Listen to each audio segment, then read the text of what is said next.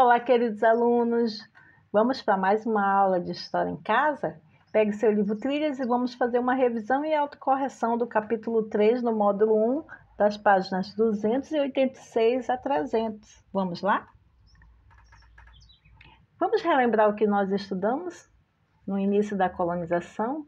Então, os primeiros anos de contato, entre os portugueses e indígenas, foram marcados pelo escambo, que é uma relação que os indígenas forneciam o pau-brasil em troca de produtos europeus, como os machados e foices.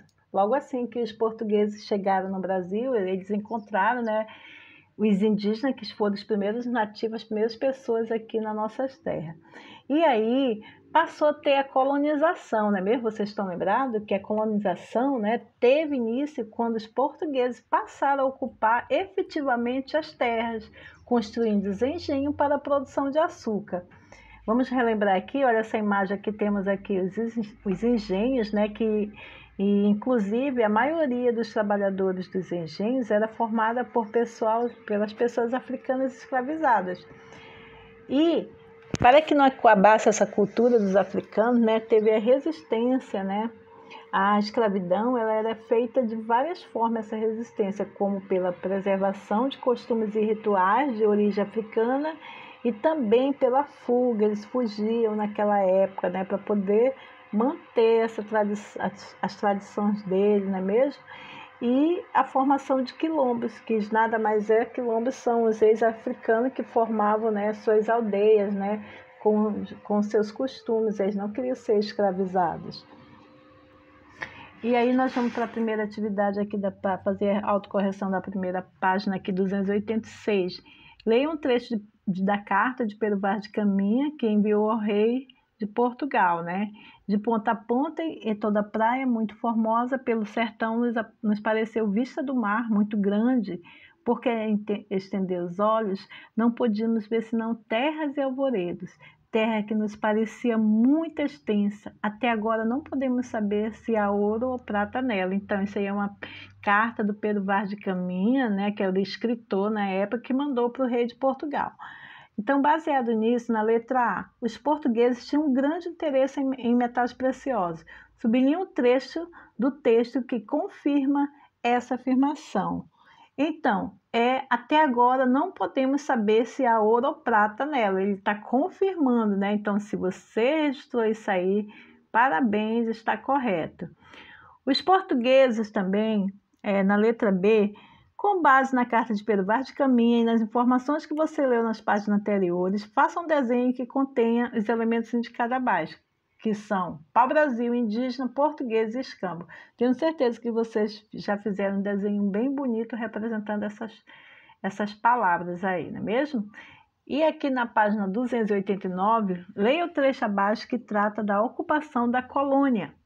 As vilas e cidades geralmente se formavam ao redor de fortes construídos pela coroa portuguesa, que escolhia o local dessas construções de acordo com seus interesses políticos, militares ou econômicos.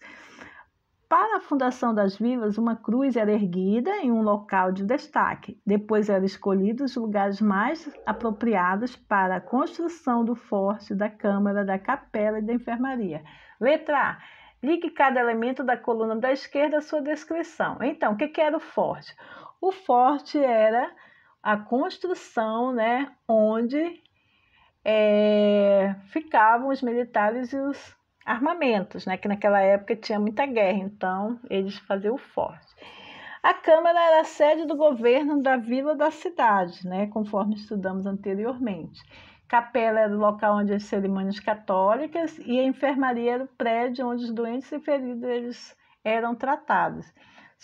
Na letra B, sublinhe o trecho que cita quais eram os interesses dos governos portugueses ao escolher os locais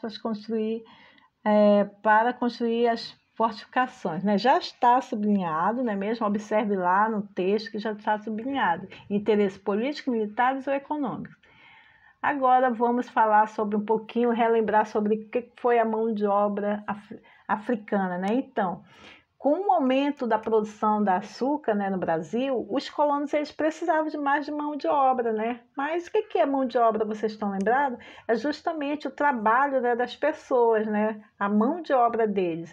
Então, o que os portugueses fizeram? Eles passaram, então, a trazer pessoas da África, tá? Para trabalhar como escravizado, conforme estudamos anteriormente, né? Então, desse modo, o tráfico de escravizados tornou-se um grande negócio para a coroa portuguesa, que lucrava com os impostos nesse comércio.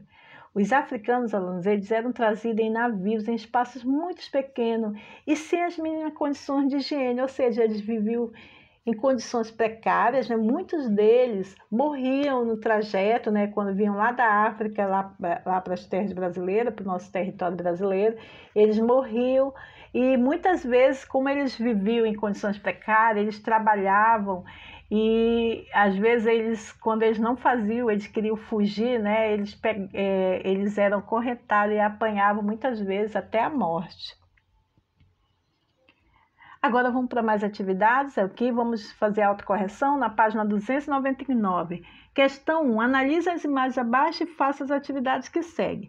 Letra A, qual é o tema principal desse conjunto de imagens? Você vai marcar aí com um xizinho, se você colocou a escravização de africanos, parabéns, você acertou. Na letra B, preencha os espaços com a letra A, B, C e D de acordo com a situação que foi representada em cada uma das imagens. Aí você vai colocar pessoas escravizadas trabalhando em canavial. Se você colocou a letra B, parabéns. Transporte de escravizados em navio da África para o Brasil. Letra A. Mercado de pessoas escravizadas no Brasil. Letra C.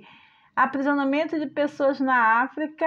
Olha só, é a letra D, conforme essas imagens, né? E agora na letra C, escreva nos espaços abaixo as letras referentes às imagens, colocando na ordem correta de acontecimentos representados.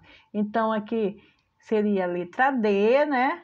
Depois a C e a B. Essa seria a sequência representada corretamente, tá ok?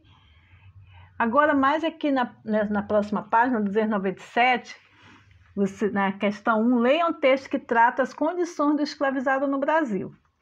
O fato é que, para o proprietário, os escravos eram vistos antes como propriedade do que como seres humanos. Dessa forma, não reconheciam na coroa portuguesa autoridade para limitar aquilo que considerava seus direitos.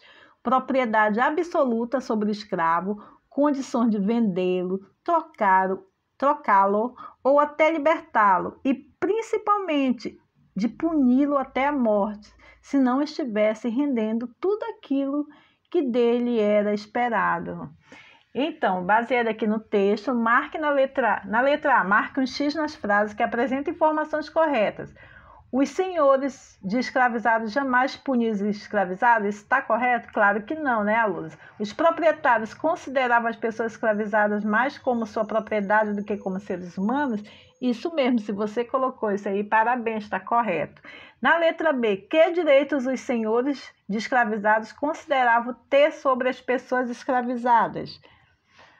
Bom, alunos, eles consideravam que tinham propriedades absolutas sobre as pessoas escravizadas, podendo vendê-los, trocá-los, libertá-los e puni-los até a morte. Então, o que eles imaginavam, né? Que eles consideravam ter esses poderes sobre os escravizados. Na letra C, qual a sua opinião sobre a maneira como os senhores de escravizados tratavam as pessoas escravizadas? Você acha justo manter uma pessoa na condição de escravizado? Qual é a sua opinião? O que você colocou aí?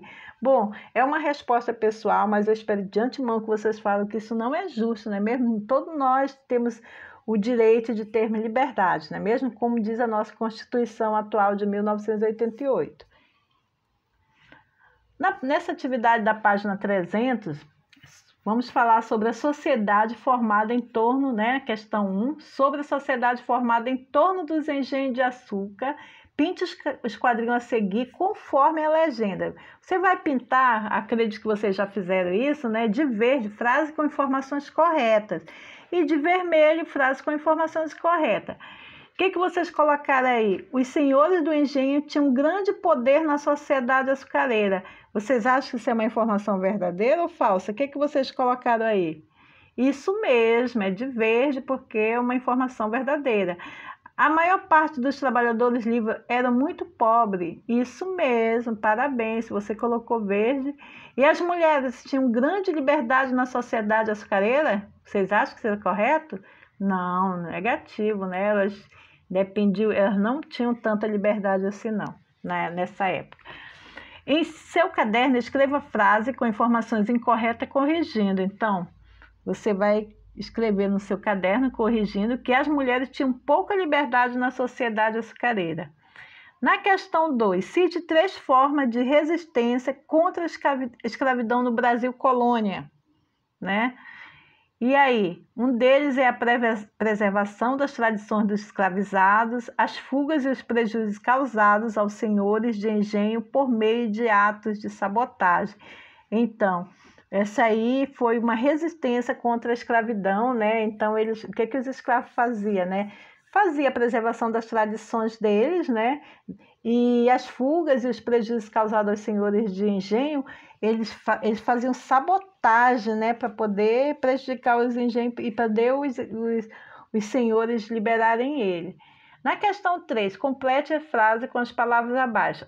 Resistência, cultura, quilombo. Na letra A, os eram comunidades formadas por escravizados fugitivos que passavam a viver em liberdade. É os quilombos, isso mesmo. Se você colocou isso, parabéns.